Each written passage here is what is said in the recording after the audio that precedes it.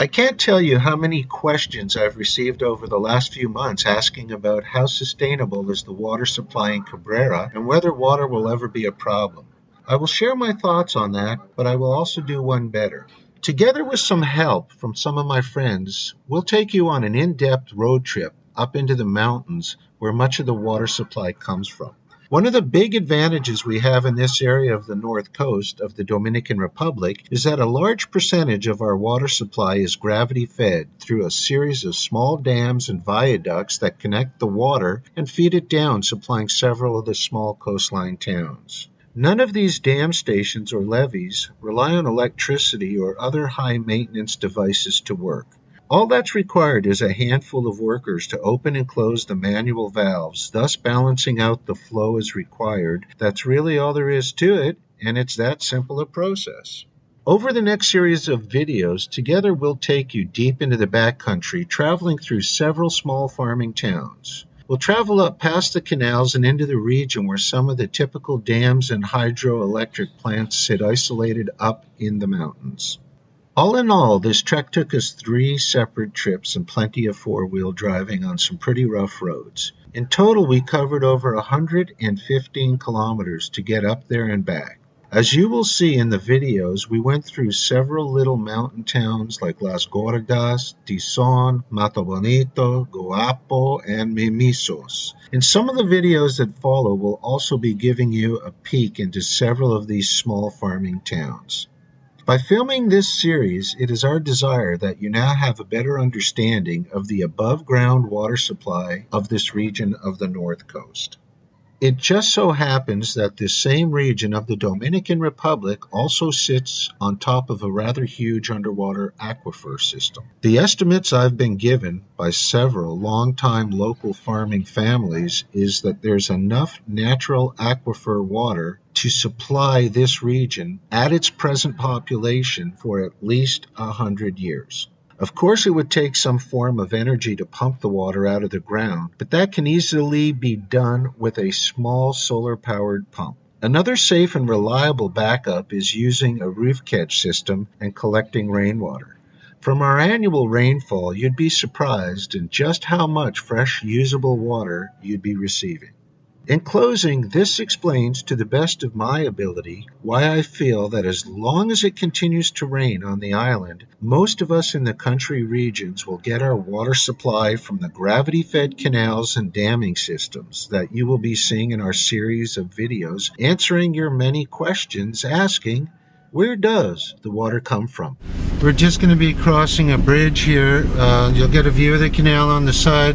Then we're going to be into the one of the main damming stations. Okay, as this canal gets a little bit more advanced, you can see it through the side here. And as I cross this bridge, we're going to end up one of the main damming stations. Now everything that's to the left of this canal is all organic oregano growing for miles. Okay, I've angled the camera so you'll get a better idea. Most people line their crops here with plantains, or bananas. Guineo is sweet banana. Plantain is the ones that they make the tostados out of, and if you actually let them ripen, as Leanne loves them most of all, they're actually sweeter than a guineo, than a typical banana you would eat in Western cultures. So I'm looking at the angle. This is coming out perfect. Last time I was here with Johnny, we promised we'd be coming back because we got rained out. And we thought that this would be a great time. That's where we came out last time, right, Johnny? Yeah. We thought it would be a great time to come back with Christopher while he's here, because time is flying in that aspect too.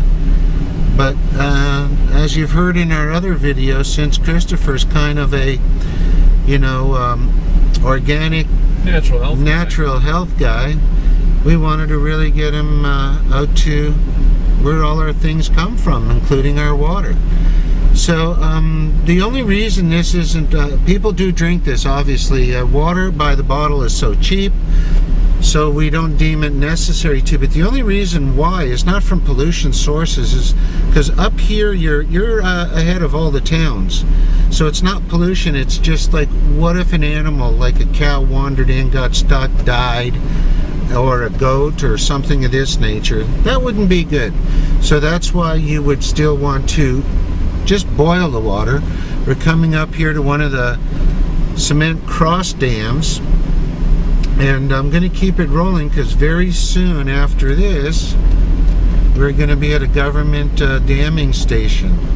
So you get an idea. You can see the color of the soil, the amount of minerals, and I hope this is, you know, getting you guys to see what I mean by sustainability. Notice how much wider the canals are up here.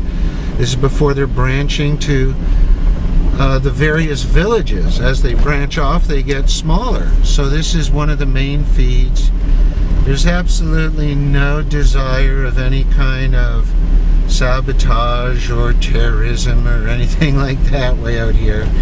And right up ahead you can see where, and it's Sunday, it's probably closed. Yeah, but you can see, at least we'll be able to give you you know, an outside view of it. This is one of the major control stations.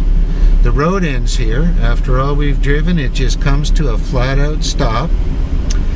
And I'm gonna circle the vehicle so you'll get, and as they say, this is the end of the line. So I'll zoom in just a bit, but there's all kinds of sophisticated valving and damming and ducting. It truly is amazing. So you can see some in the background. It's all controlled by two guys that are manning this place, I guess Monday through Sunday regularly. And we hope this brings you to something that makes a little bit of sense for you about sustainability. And this is Barry, Leanne, Johnny, and Christopher saying bye for now. We'll catch you on the fly.